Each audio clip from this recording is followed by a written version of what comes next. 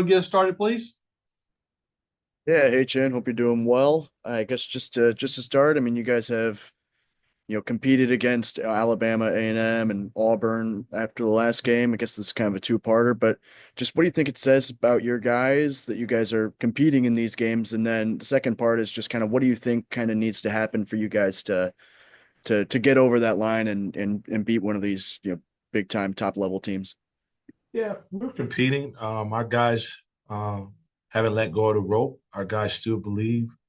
Our guys are preparing every day to win every game. You know, it's one game at a time, and we don't take any moral victories from those games. We are trying to win those games, and of course, as the score will show, that we've came up short, obviously, in terms of winning the game. But what we've talked about and what some of the things that we're going to emphasize and focus on um, is that we finish the process, right? We got to make big plays and big play moments, right? When the game is in the balance and the game is right there to grab and to take, then we got to make those plays, whether it's big free throws, whether it's a big rebound after we play really good defense, whether it's a good stop, a 50-50 ball, whether it's a big time shot that we get an open look. We have to make those plays in order to change the outcome, and our energy in terms of got to be right to have that result change. So we're trying, and that's our focus. And then just kind of looking ahead to tomorrow's game, obviously Missouri is a team that you guys have seen and kind of fits into the same mold as some of the teams you guys have played previously. Just are they doing anything differently from last time that you guys have saw them, or just kind of what are you seeing on film when you look at them? Yeah, the number one thing, and they're playing with more confidence, extreme confidence. I think that their confidence level right now, of which how they're playing, is at an all time high. It's through the roof, and they got their guys playing at a high level right now in terms of a confidence standpoint. They're not hesitant. They're aggressive. They're playing. They're hooping. You know, and so that would be the only difference in terms of how they play from a confidence standpoint. And that's a very deadly weapon when you have a team of guys that they play almost 12 guys a game, and they're all playing with extreme confidence. They're all in it together. And it's the power of uh, their team, the power of the friendship and the love of their team. You can see how together they are. It's the power of the togetherness. And so we got to play against that.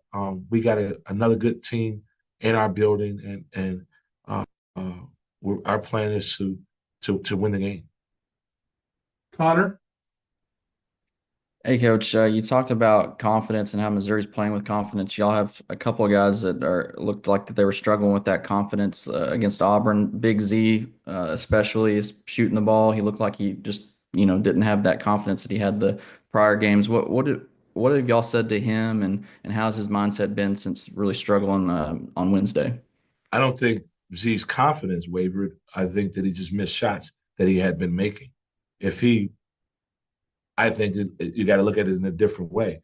If he was lacking confidence, maybe he wouldn't have continued to take those shots. He continued to take those shots because we believe and he believed that he's going to make it. We trust his shot, and he didn't shy away from those shots. One right in front of our bench there went in and out. It was down and out. And so um, G's going to get back in the gym and go through his progressions, to go through his shooting, and try and make those shots here against Missouri. But I don't think it was a case of lack of confidence or lack of thereof. I think that he shown that he had confidence because you miss 100% of the shots that you don't take. So if you keep taking shots, and you got to have a short memory, right? You have to have amnesia, and I think Z had amnesia. He showed that he was confident. He showed that it's all about the next shot. That's why he kept shooting those shots.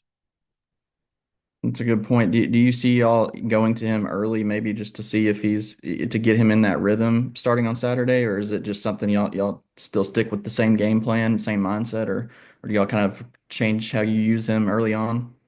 No, I think that what we want to have from Z is inside-outside threat. We don't, again, ever particularly want him to just fall in love with the three. We'd like for him to play in the inside some and also take his shots when he get open looks from the three-point line. And I think that that would be the only adjustment we will make to try to, get Z to be a dual threat, not just a one-trick pony, so to speak, and just only shoot threes. We need him as a 7-2, as he got a lot of touch around the rim to play inside and out.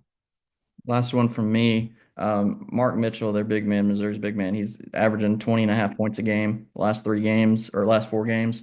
Just what makes him so difficult, and what do you need from your front court to slow him down?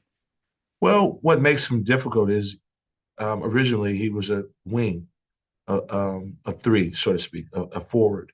And so now they're playing him at the 5. So he's playing some small ball 5. And so that, presents a matchup problem with you have typical 5 men trying to guard him at the 5. He's out on the floor. He's driving the ball. They're setting ball screens, inverted ball screens for him to get downhill. So they use him as a forward at the 5. And so that presents a matchup problem in some cases. He's playing really well right now. Again, extremely confident right now, and they utilize him in a significant way for their team. It works for that group. It really works for that group. Jackson. Yeah, Coach, Cal hasn't really shied away from the importance of these games. I think he called the Auburn game a Final Four game for you guys, and has sent the message out of how important this closing stretch is. I'm wondering, is there any different vibes in the building? How have the players kind of responded with, the pressure that comes with these end of season games? I think it's important to let the players know when the stakes are high, right?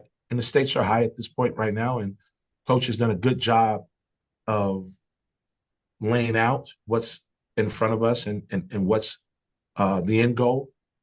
If we take care of our business, I think that it's important that your players have some skin in the game, right? It's important for them to know what's at stake. It's important for them to know the importance of each possession and what each possession means. And I think our guys understand that. I think our guys want it. I think our guys are going to fight for it. And if we continue to fight for it, and obviously no one is going to feel sorry for us, no one's going to give us anything. You get what you deserve, right? You get what you earn, and so we have to go out and earn it, and it's right there in front of us. We have the opportunities.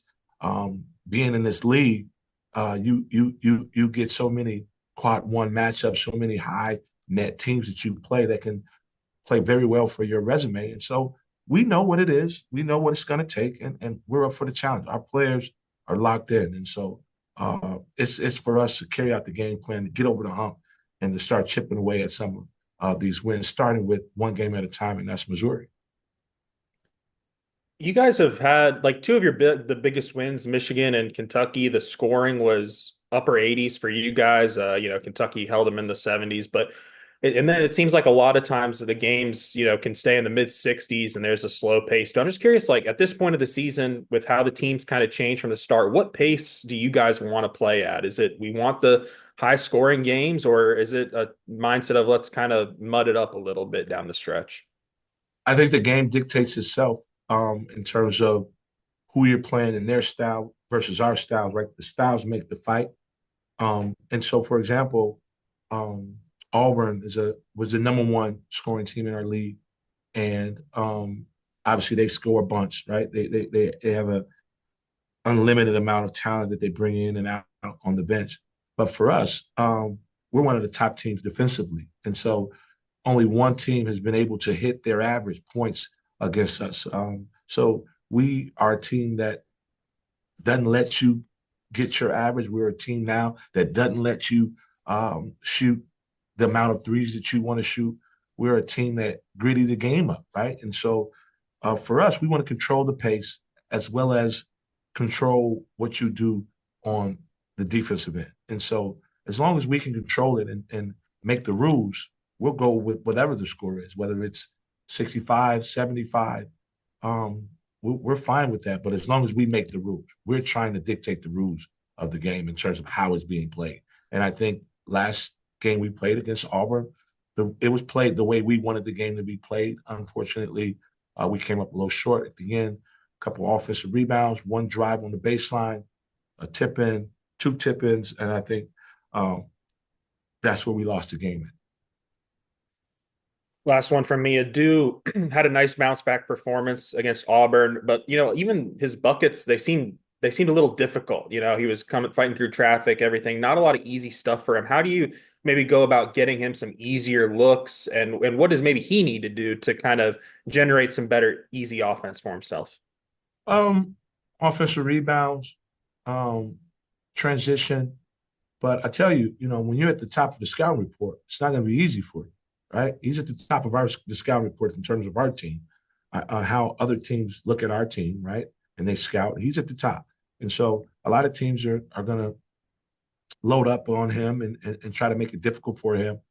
I think that he poses that kind of threat that if Adu is getting off or able to dominate the game on the offensive end, then that poses a threat for that particular team. And so him being at the top of our scout report, it's going to be difficult. His shots are going to be tough, and they're going to double team him. They're going to load it up. They're going to shrink the box, right? They're going to do that, and we understand that. We watch a ton of film, and there's ways we even talked about yesterday in film of how we can do some other things to get him some easier looks, but it's not going to be easy. It's not going to be easy for anyone. Thanks, Jim. Anthony, wraps up, please.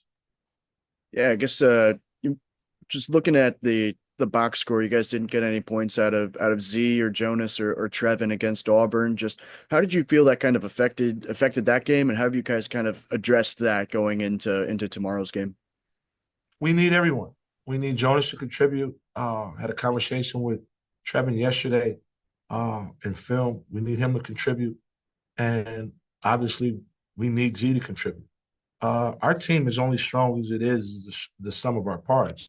And that means that we need everybody. There's not one player on our team that can go into a phone booth and put on a cape and come out and be Superman and win the game for us. We need contributions from everybody. This is a tough league, probably the best league in the history of college basketball. And for us to succeed, we need bits and pieces from everybody. And so we're trying to get TB to play at his level for us, Jonas and Z. And when that happens, when everybody's hitting on that cylinder, when everybody's hitting on that chord, we're going to be really tough. And that's what we're expecting to have here on Saturday. We need for everybody to contribute in front of our home fans, our crowd. We got the Missouri Tigers, one of the hottest teams in the country right now. We need for all of those guys to play well. And here's one of I'm going to leave you guys with this. This is the saying that I say to our guys a lot. If everyone is good, no one has to be great.